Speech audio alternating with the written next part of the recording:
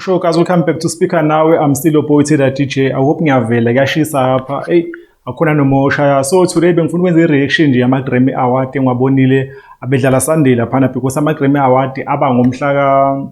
actually aba nge-first weekend ka February every year. So bekunama-Grammys ke this past weekend abe Sunday. Ngifuna nje ukuhighlighta abambalwa ama-winners awinile because ngibonile kade kukhulunywa ngawo kakhulu kanti uKendrick Lamar laphana wone i-best rap album and I believe deserve ukuna ama-clips laphana le iqembu likaPharrell laphana boPusha T but ke uwinile and omunye umuntu owine ama-Grammy awuthi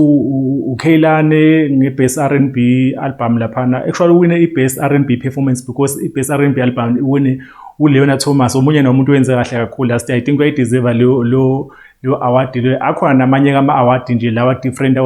kwamanye ama-countries because ama-Grammy award awada wonke umuntu umhlaba wonke so amanye ama-award abantu esingabazi but nje lawa ambalwa ukuthi ngifuna ukwa-highlight especially nama-performance ade khona laphana ikhona i-performance yama-clips laphana na I think yona ede outstanding ikhona i-performance yenziwe uTasha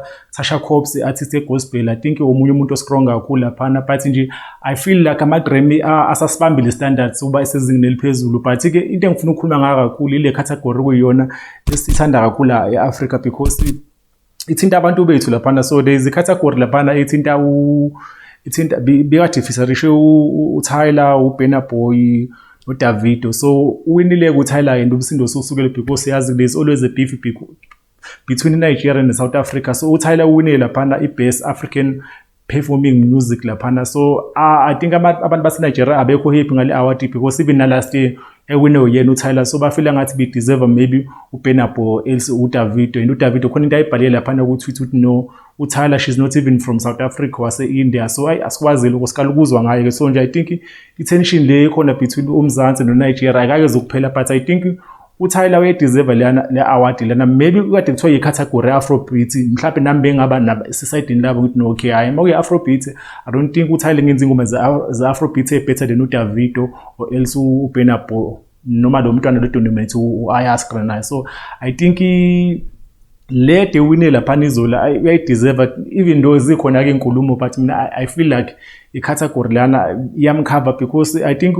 ubigger than bona and uTyler more global bona bakhona la ko London stuff UK but I don't think umusic kwabo ukule level uTyler kaveli waye reach even ufeaturisha kuma album oCardi B like uvele nje waba proud ngalendlela uTyler so I think leya category uyayideserve but abantu baseNigeria bekho happy but somzansi si happy because uTyler uphindwa wena enye Grammy I think right now usenama Grammy award out3 and uso umuntu ofikayo so I think nje achievement enkulu for yena so nje yeah I think i-highlight of the night bekuyiyona le uTyler ngombona laphana but nje